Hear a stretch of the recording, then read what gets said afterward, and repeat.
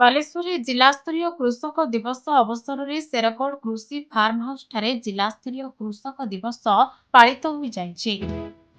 ଏହି ଅବସରରେ ପବିତ୍ର ଅକ୍ଷୟ ତୃତୀୟା ଶୁଭ ଅବସରରେ ଜିଲ୍ଲାସ୍ତରୀୟ କୃଷକ ଦିବସ 2025 ତଥା ଭୂମି ପୂଜନ କାର୍ଯ୍ୟକ୍ରମରେ ମୁଖ୍ୟ ଅତିଥି ଭାବେ ବାଲେଶ୍ୱର ସାଂସଦ ପ୍ରତାପ ଚନ୍ଦ୍ର ଷଡ଼ଙ୍ଗୀ, ବିଧାୟକ ମାନସ ଦତ୍ତ, ଜିଲ୍ଲାପାଳ ସୂର୍ଯ୍ୟବଂଶୀ ମୟୂର ବିକାଶ, ଜିଲ୍ଲା ପରିଷଦ ଅଧ୍ୟକ୍ଷ ନାରାୟଣ ପ୍ରଧାନ ଯୋଗଦେଇ ଅକ୍ଷିମୁଠି ଅନୁକୂଳ କରିଥିଲେ। କୃଷି ପ୍ରାଧାନ୍ୟ ରାଜ୍ୟ ଓଡ଼ିଶାରେ ଦେଶର 1 ନମ୍ବର ରାଜ୍ୟ ହେବା ସହ ଚାଷୀ ଭାଇମାନଙ୍କର ଜମିରେ ଭଲ ଫସଲ ହେଉ ବୋଲି ଶ୍ରୀ ଜଗନ୍ନାଥଙ୍କଠାରେ ପ୍ରାର୍ଥନା କରିଥିଲେ। ଅନ୍ୟପକ୍ଷରେ ଓଲନ୍ଦା ସାରଗାଁ ଗ୍ରାମ ପଞ୍ଚାୟତ ପୋଦାଗାଁରେ ମଧ୍ୟ ଅନୁରୂପ କାର୍ଯ୍ୟକ୍ରମ ଅନୁଷ୍ଠିତ ହେବା ସହିତ ବିଧାୟକ ମାନସ ଦତ୍ତ ସାମିଲ ହୋଇ ପୂଜାର୍ଚ୍ଚନା କରିବା ସହିତ ଅକ୍ଷିମୁଠି ଅନୁକୂଳ କରିଥିଲେ।